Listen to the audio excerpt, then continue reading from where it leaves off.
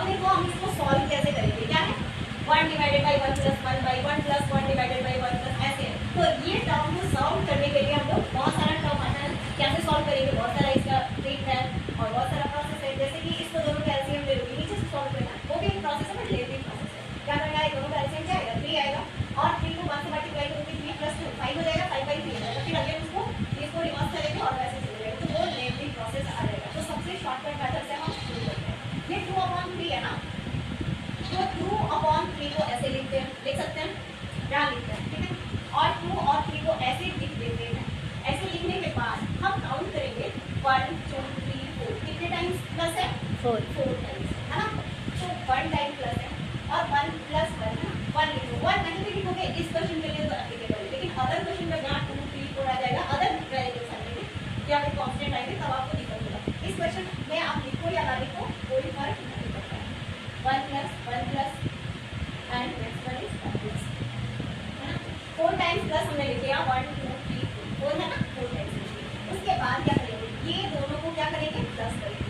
2 और 3 क्या हुआ प्लस 5 हुआ ना, प्लस किया तो 5 हुआ। अब देखो इसका फर्स्ट ये जो आया है हमारे पास रिजल्ट वो और इसका लास्ट 5 3 कितना हो गया 8। अब किसको ऐड करेंगे, इसको, इसका फर्स्ट और इसका लास्ट 8 और 5 13, 8 5 13 13 आ गया, है ना 13 आ गया। अब ये 13 और ये 8 ऐड होगा तो कितना आएगा 21। तो 21 यहाँ लिखेंगे। अब देखो इस चीज को हम क्या लिखेंगे 2/3 को ही लिखते थे, तो अब इसको कैसे लिख सकते हैं, यहाँ पे 21/13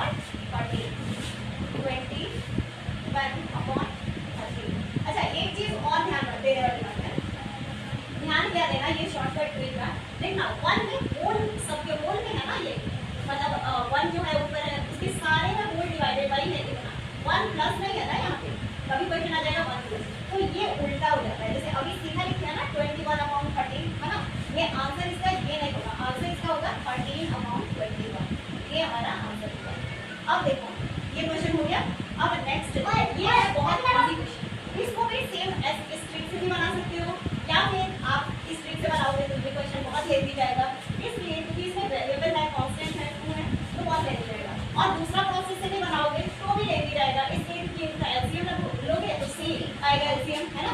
और फिर क्या हो जाएगा, यहाँ पे bc + 1 हो जाएगा, फिर नीचे हो जाएगा सी, नीचे वाला फिर ऊपर चला जाएगा और फिर bc + c हो जाएगा। तो ये भी लेट प्रोसेस। इसका सबसे शॉर्टकट ट्रिक क्या कर सकते हैं कि हमें a b c का वैल्यू आ जाए। हम ऐसा करते हैं 37 और 13 का HCF निकालते हैं by long term division method, है ना, उससे देखते हैं। तो ये देखिए कैसे, ये क्वेश्चन नंबर 2 का सॉल्यूशन 13 है ना, 13 और डिवाइड है 37, 13 2 26 आता है ना, 7 6 जाएगा 1 आएगा और यहाँ पे 3 में से 2 जाएगा 1 आएगा 11। अब लॉन्ग टर्म डिवीजन मेथड में क्या होता है बेटा, ये यहाँ से चला जाता है और ऊपर वाला फिर यहाँ आ जाता है 40। तो 11 1 जा 11, तो 3 में से 1 जाएगा 2, ये कट जाएगा। अब यहाँ पे 2 बचा, अब ये 2 चला जाएगा यहाँ और ये चला जाएगा यहाँ, 2 5 10 हो जाएगा। अब क्या बचा हमारे पास, ये 1 आ गया, ये कैंसिल आउट हो गया। अब 1 और 2 यहाँ आ जाएगा, है ना, तो 1 × 2 कितना आएगा 2, ये पूरा पूरा कट गया। अब देखो इसमें हमें ये तो 2 दिया ही हुआ है, यहाँ पे 2 ये दिया हुआ है। अब ये a का वैल्यू 2 हो जाएगा, ये हमारे पास आया क्या, 2 आया 1 आया 5 आया और है ना लास्ट में। तो ये 2 को दिया हुआ है यहाँ पे, इसको छोड़ दो, ये 2 का वैल्यू है। a में क्या है, a का वैल्यू b का वैल्यू क्या हो जाएगा 5 b का वैल्यू हमारा 5 हो जाएगा और c का वैल्यू हो जाएगा हमारा 2 हो जाएगा। तो ये बहुत ही इजी और आसान, लेकिन हाँ ये सारे क्वेश्चन के लिए ये एचसीएफ वाला मेथड एप्लीकेबल नहीं है, क्योंकि समटाइम एचसीएफ वाला रहेगा ही नहीं तो कैसे निकालोगे, है ना। तो उसके लिए ये वाला जो मेथड है ना ये उससे होगा। और भी क्वेश्चन बनाते हैं उसके बाद देखते हैं ये सारा कंसेप्ट, मतलब इस टाइप का जब भी क्वेश्चन आएगा 2 4 5 टाइप में वो बना लीजिए। समटाइम्स क्या करेगा, यहाँ पे एक्स दे देगा या फिर यहाँ पे सब यहाँ पे एक्स आ जाएगा, वो सॉल्व करना पड़ेगा।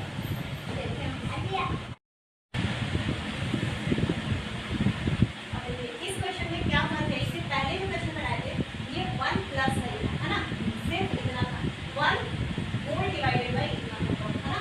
अब इसमें क्या है 1 प्लस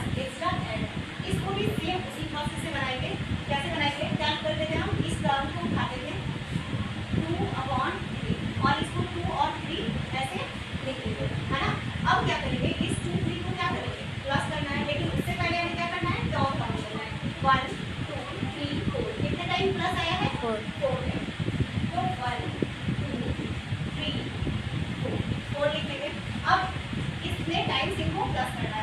3 और 2 कितना हो जाएगा 5 है ना। अब इस 5 को इस 3 से क्या करते हैं ऐड करते हैं, तो 5 और 3 क्या हो जाएगा 8 और 8 और 5 क्या हो जाएगा 30। अब ये 13 और 8 कितना हो जाएगा 21 हो जाएगा ना 35। अब क्या करेंगे हम नेक्स्ट प्रोसेस में 21 अपॉन क्या आया 21 अपॉन 30, ये जो आता है ना इसके बारे में कर देते हैं 21 अपॉन 30। अब यहाँ पे ये सोचने वाली बात यहाँ पे बस इतनी सी है कि ये 21 अपॉन 13 होगा या फिर 13 अपॉन 21 होगा, तो ये डिसाइड करेगा यहाँ, ये टर्म डिसाइड करेगा। अगर ये 1 प्लस 2 प्लस कुछ भी होगा, अगर 1 प्लस 2 प्लस या फिर वेरिएबल कोई भी या फिर कांस्टेंट होगा प्लस में होगा और में डिवाइड नहीं होगा, तब ये क्या होगा सीधा सीधा 21 अपॉन 30 ये हमारा आंसर हो जाएगा। लेकिन यहाँ पे अगर ये टर्म नहीं रहता है ना 1 डिवाइडेड बाई 4 डिवाइडेड बाई क्या टर्म रहता, तो आंसर क्या होगा 13 अपॉन 21 क्या होता है आंसर। उस केस में 13 अपॉन 21 हमारा आंसर होगा, ठीक है ना। बट अभी फिलहाल ये आंसर ये नहीं है, ये आंसर बन गया। कितना इजी दे दोगे ना।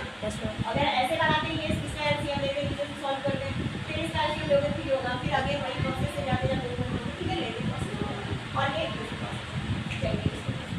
तो इस क्वेश्चन में क्या दिख रहा है कि माइनस माइनस है ना, ये सब में तो प्लस था तो कर लेते हैं, अब इसमें क्या है माइनस है, तो ये वाला टर्म हम लेते हैं है ना। जनरली लास्ट वाला टर्म हम मिलकर सॉल्व करते हैं, तो 1/4 है ना, तो 1 और 4 है ना। उसके बाद क्या करते हैं काउंट करते हैं number of terms 1 2 3 4 there are 4 terms है ना। इन माइनस में है 1 2 3 4 टर्म है देखिए माइनस है। अब क्या करते थे हम इसमें से ये दोनों को ऐड करते थे ना, अब क्या करेंगे 4 माइनस 1 क्या आएगा 3, ये तो इजी हो गया। अब देखिए 3 माइनस 4, 3 में से 4 को माइनस करेंगे, यहाँ पे दिख रहा है यस मैम 3 माइनस क्या करना है आपको 4, तो माइनस 1 आएगा यस मैम तो यहाँ क्या आया माइनस 1।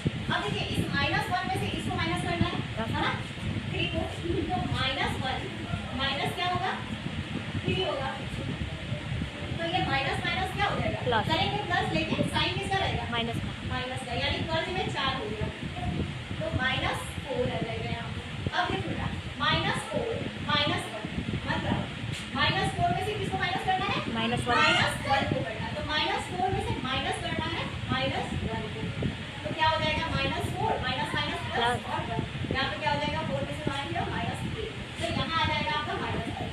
अब देखो आंसर लिखने के टाइम हम क्या चेक करते हैं, ये 1 प्लस या 1 माइनस मतलब यहाँ पे है या नहीं, तो यहाँ पे 1 माइनस है मतलब सीधा सीधा हमारा आंसर लिखना चाहिए 3/4 माइनस का, तो माइनस माइनस में कैंसिल आउट 3/4 हमारा आंसर हो जाएगा। अच्छा एक चीज और बताओ बेटा, अगर यहाँ ये टर्म नहीं रहता तो हमारा आंसर क्या होता है 4/3 4/3 4/3